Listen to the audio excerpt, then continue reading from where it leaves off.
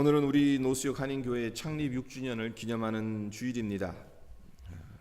창립을 기념하면서 여러 생각이 교차하지만 그 모든 생각을 한마디로 요약하라고 한다면 감사일 것입니다. 6년이라는 시간 동안 어려움도 있었고 위기도 있었지만 그 시간을 통과하며 경험한 것이 무엇입니까? 하나님께서 우리와 함께 하신다는 사실이지 않습니까? 또한 비록 작은 교회이지만 이곳에서 나름 주님의 명령대로 주님의 사명, 조그만 한 부분이라도 감당할 수 있다는 게 얼마나 감사합니까? 이런 의미에서 오늘 창립주일을 맞은 우리가 가장 먼저 해야 할 일은 감사를 드리는 것입니다. 우리 교회를 세우시고 지금까지 이끌어 주시고 교회의 사명을 감당케 하신 하나님께 감사를 드리는 시간이 되었으면 합니다. 오늘 본문 말씀으로 에베소서 4장 12절로 16절을 상고하려고 하는데요. 우리 교회가 마냥 제자리에 머물러서는 안 되겠지요. 그리스도의 장성한 분량이 충만한 데까지 자라가야 하지 않겠습니까? 작년보다는 올해, 올해보다는 내년, 6년 전보다는 6년 후 우리 교회가 자라가고 성장하고 성숙해 가야 하지 않겠습니까? 하나님께서 우리 교회와 성도님들 붙드시고 축복하셔서 시간이 지나면 지날수록 그리스도의 장성한 분량이 충만한 데까지 자라가기를 기원합니다. 13절을 보십시오. 우리가 다 하나님의 아들을 믿는 것과 아는 일에 하나가 되어 온전한 사람을 이루어 그리스도의 장성한 분량이 충만한 데까지 이르리니 그리스도의 장성한 분량이 충만한 데까지 이르라. 이 말씀은 성도 한 사람 한 사람에게 주시는 말씀인 동시에 성도들의 연합체인 교회에게 주시는 말씀이기도 합니다. 우리는 하나님의 은혜와 사랑으로 구원받은 하나님의 자녀입니다. 하나님의 백성입니다. 중요한 것은 이것이 우리 생각에서만 그치는 것이 아니라 구원받은 하나님의 사람에 걸맞게 살아가야 한다는 것입니다. 이런 예화가 있습니다. 한 유대인 부부가 첫 아이를 가졌는데 어떤 이름을 지어줄지 부부 사이에 의견이 달랐어요. 결론이 나지 않는 겁니다. 그래서 결국 랍비를 찾아갔어요. 무엇이 문제인지를 랍비가 물었습니다. 그러자 부인이 먼저 말합니다. 남편은 시아버지의 이름을 따서 아이의 이름을 지어주기를 원하지만 저는 제 아버지의 이름을 따서 지어주고 싶습니다. 그러니까 고민이 될 만하잖아요. 남편은 시아버지 이름 따서 자기는 친정아버지 이름 따서 태어난 아들 이름 지어주고 싶어 하니까 고민이 되는 겁니다. 그래서 랍비가 친정아버지 이름이 무엇입니까? 라고 물었습니다. 요셉입니다. 랍비가 고개를 끄덕이면서 다시 묻습니다.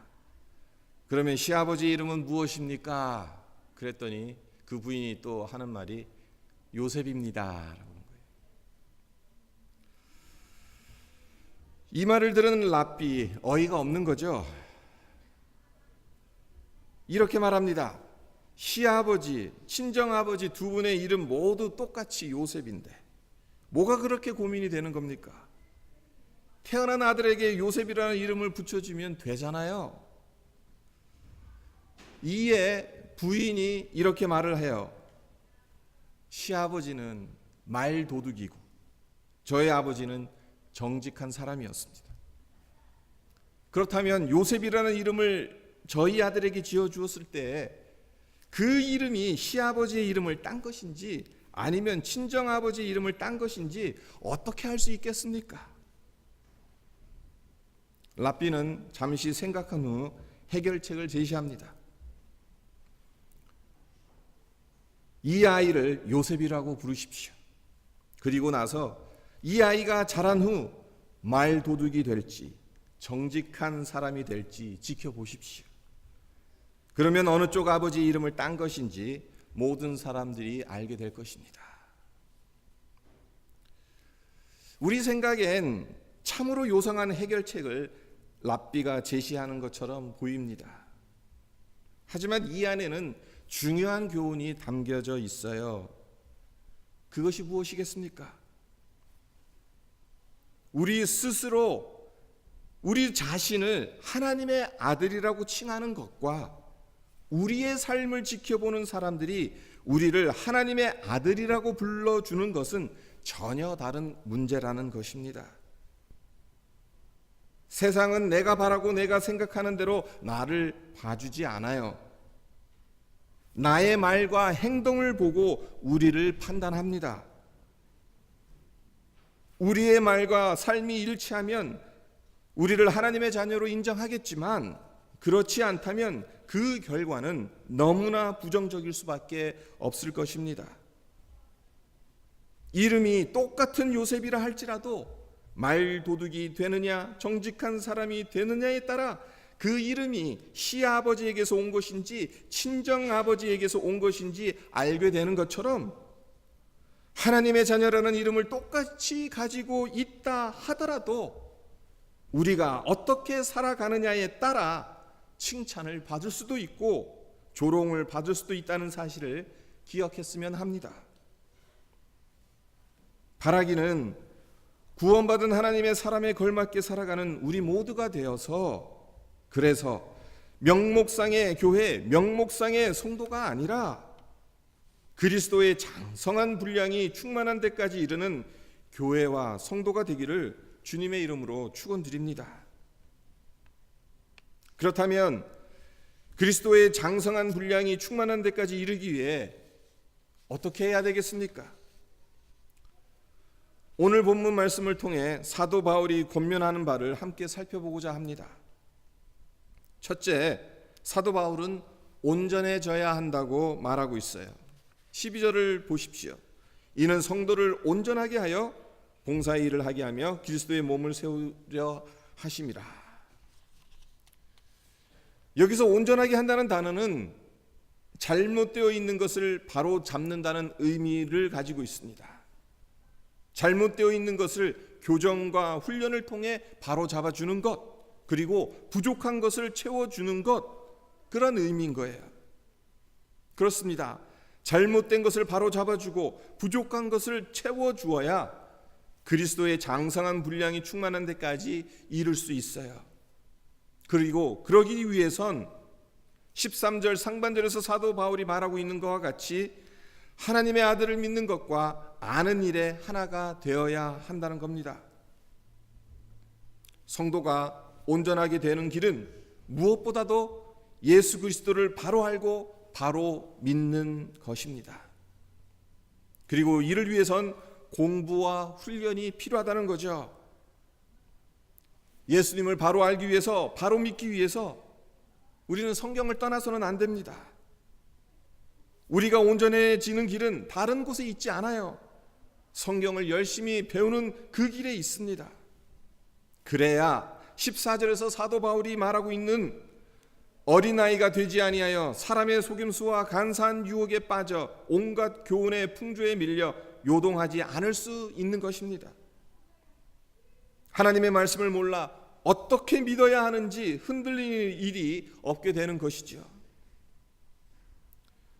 우리가 온전해지기 위해서 말씀을 많이 읽고 공부하는 훈련이 있어야 하겠습니다. 우리 모두가 주님을 믿고 아는 일에 더욱 온전해져 갈 수 있기를. 말씀을 많이 읽음으로 공부함으로 인해서 우리 모두 주님 믿고 주님 아는 일에 더욱 온전해져 갈 수 있기를 기원합니다. 둘째, 그리스도의 장성한 분량이 충만한 데까지 이르기 위해선 봉사의 일을 해야 한다고 사도 바울이 말하고 있어요. 12절을 다시 한번 읽어볼까요? 이는 성도를 온전하게 하여 봉사의 일을 하게 하며 그리스도의 몸을 세우려 하심이라. 이를 새 번역 성경에서는 다음과 같이 번역해놨어요. 성도들을 준비시켜서 봉사의 일을 하게 하고. 그러니까 성도를 온전하게 한다는 것은 성도를 더 잘 준비시킨다라는 것이죠. 결국 예수님을 더 잘 알고 더 잘 믿기 위해 말씀을 공부하고 훈련하는데, 그것이 그 자체가 목적이 아니라 봉사의 일을 하게 하는 것, 이것이 목적이라는 거예요. 이것이 바로 바울의 논지인 것입니다. 예수 그리스도를 바로 알고 바로 믿는 말씀의 훈련 뒤에는 봉사의 일을 감당하는 것이 반드시 뒤따라야 합니다. 말씀을 바로 알고 바로 믿는 것 너무나도 중요합니다. 하지만 봉사의 일을 감당하지 않는다면 머리만 커지게 되고 교만해지기 쉽습니다. 목회를 오래 하신 목사님들이 공통적으로 하시는 말씀이 있습니다. 성도들은 교회의 일을 감당하는 것을 통해 실질적으로 믿음이 자라간다는 겁니다. 봉사의 일을 감당했을 때 믿음이 자라간다는 거예요. 교회에서 봉사하지 않으면 아무리 말씀을 많이 알고 있다 하더라도 본인에게나 교회에게나 유익이 되지 않습니다. 봉사의 일을 감당해야 성도도 건강하고 교회도 건강할 수 있습니다. 교회는 신학적 이론을 논하는 신학교가 아닙니다. 말씀을 봉사의 일이라는 채널을 통해 실제적으로 적용해야 하는 삶의 현장이에요. 성도 한 사람 한 사람은 각각 하나님께서 주신 은사를 갖고 있고, 교회를 위해 하나님께서 주신 이 은사를 발휘하는 것이 봉사의 일을 하는 것입니다. 봉사란 맡겨진 일을 믿음의 분량대로, 은사의 분량대로 하는 것이지요. 그리고 자기가 해야 할 일을 하는 이것을 가리켜서 15절에서 참된 일을 하는 것이다 라고 사도 바울이 말하고 있는데, 15절을 보십시오. 오직 사랑 안에서 참된 것을 하여 범사에 그에게까지 자랄지라. 그는 머리니 곧 그리스도라. 우리 몸을 구성하는 모든 지체는 맡겨진 일이 있습니다. 눈은 눈대로, 입은 입대로, 손은 손대로, 발은 발대로 해야 할 일이 있습니다. 만약 몸의 어느 한 지체가 자기의 해야 할 일을 하지 않는다면 다른 지체에게 엄청난 부담을 가져다 주게 되는 거고, 결국에는 건강까지 해치게 됩니다. 교회 역시 마찬가지죠. 모든 성도들은 자기의 일을 감당해야 하는 거예요. 봉사의 자리에 서야 한다는 겁니다. 그렇지 않으면 교회가 건강할 수 없습니다. 예수님을 닮아갈 수 없는 거예요. 탁월한 복음주의 신학자로 잘 알려진 존 스타트 목사님이 에베소서 주예서를 쓰면서 어느 교회를 방문했던 경험담을 소개합니다. 어느 교회에 방문해서 교회 주보를 보았더니 거기에 담임 목사님의 이름이 적혀 있고 부목사님의 이름이 적혀 있는 거예요. 거기까지는 일반적인 교회 주보와 별반 다른 것이 없지요. 하지만 그 다음에 적혀 있는 것이 다른 교회와 확연하게 달랐습니다. 그것이 무엇이었는가 하면 사역자들 난을 이렇게 만들어 놓고 그 옆에다 뭐라고 적어 놓냐면 전체 성도들, 그렇게 적어 놨어요. 존 스타트 목사님은 주보에 실린 사역자들, 전체 성도들, 이것을 보면서 이 교회는 건강하고 성경적인 교회인 것을 단번에 알았다고 합니다. 그렇습니다.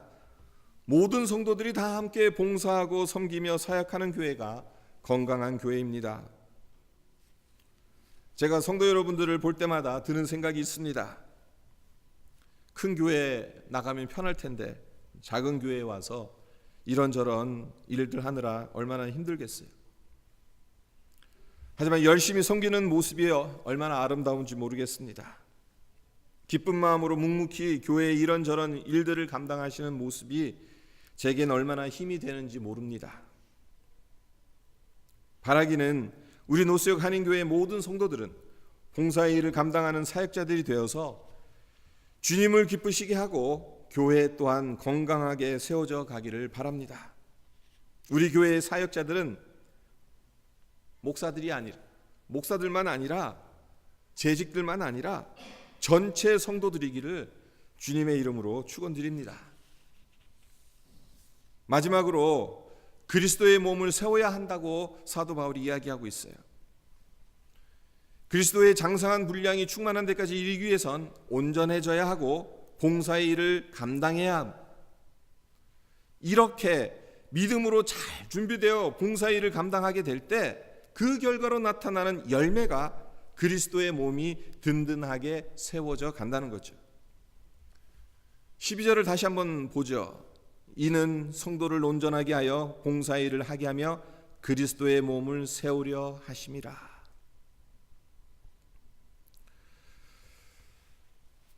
그리스도의 장성한 분량이 충만한 데까지 이르는 것은 궁극적으로 그리스도의 몸인 교회가 든든하게 세워지는 것이라고 사도 바울이 말하고 있습니다. 그렇다면 교회가 세워진다는 것, 그것은 어떤 의미이겠습니까? 첫째는 이전에는 존재하지 않았던 교회가 새롭게 탄생했다는 의미가 담겨 있습니다. 우리 노수역 한인교회 6년 전에는 존재하지 않았지요. 하지만 하나님께서 세우셔서 노수역 한인교회가 탄생되었고 이제껏 존재해 오지 않았습니까? 둘째는 작은 교회가 큰 교회로 성장한다는 의미이기도 합니다. 그리스도의 몸이 세워진다는 것은 작은 교회가 점점 더 커지는 것을 의미합니다. 양적으로 성장해 가는 거죠. 하지만 양적 성장만큼 중요한 것이 있습니다. 그것이 무엇이겠습니까? 성도들이 서로 연합해야 한다고 사도 바울이 이야기하고 있어요. 16절을 보세요. 그에게서 온몸이 각 마디를 통하여 도움을 받음으로 연결되고 결합되어 각 지체의 분량대로 역사하여 그 몸을 자라게 하며 사랑 안에서 스스로 세우느니라. 몸이 세워진다는 것, 그리스도의 몸이 세워진다는 것은 서로 연결되고 결합되는 것, 그리고 몸이 자라가는 것, 이 두 가지 의미를 다 포함하고 있다는 것을 사도 바울이 강조하고 있는 것입니다. 그렇습니다. 공동체적인 관점에서 보자면 그리스도의 장성한 분량이 충만한 데까지 이르는 것은 교회가 든든하게 연합하여 성장하는 것을 의미합니다. 우리 교회가 이렇게 세워지는 교회가 되었으면 얼마나 좋겠어요. 그런데 말입니다. 이 구절을 뒤집어서 보면 무슨 뜻이 됩니까? 연합이 없으면 교회가 자라지 않게 된다는 것이죠. 참으로 무서운 말씀인 것입니다. 이 세상은 어떻습니까? 자기가 더 낫다고 소리치는 사람들로 가득 차 있습니다. 자기가 더 똑똑하다고 주장하는 사람들로 가득 차 있어요. 그러다 보니 잠잠할 날이 없습니다. 날마다 싸움의 소식만 들려옵니다. 하지만 주님께서 하신 말씀이 무엇입니까? 너희 중에는 그렇지 아니하니 너희 가운데 크고자 하는 자는 섬기는 자가 되어야 한다. 다른 사람을 나보다 낮게 여기며 섬겨야 한다고 예수님께서 말씀하셨는데 여기에 연합의 비밀이 담겨 있는 겁니다. 우리가 이 마음을 품어야 교회 안에서 하나가 될 수 있는 것입니다. 서로 이웃한 두 가정이 있었습니다. 한 집은 시부모를 모시고 사는 대가족이었고 한 집은 젊은 부부만 사는 단란한 가정이었어요. 그런데 이상하게 대가족을 이룬 가정은 항상 화목해서 웃음꽃이 피는 반면에 부부만 사는 가정은 부부싸움이 잦은 거예요. 젊은 부부에게 의문이 생깁니다. 왜 우리는 둘만 사는데도 매일 싸워야 하고 이웃집은 여럿이 모여 사는데도 저토록 화목한 것일까? 그래서 젊은 부부가 과일 한 상자를 사들고 이웃집을 찾아갑니다. 그리고 다가를 나누며 화목의 비결이 무엇인지를 물었습니다. 선생님의 가정은 대가족인데도 웃음이 떠날 줄 모르고 우리는 둘이 사는데도 매일 싸움만 하는데 선생님 댁이 그렇게 화목하게 지내는 비결이 무엇입니까? 말씀해 주십시오. 그러자 이웃집 주인이 이렇게 대답합니다. 네, 그것은 두 분은 훌륭하시고 우리 가족은 바보들이기 때문입니다. 이 젊은 부부가 이 말이 이해가 되지 않는 거예요. 그래서 그 말씀이 무슨 뜻입니까? 라고 되물었습니다.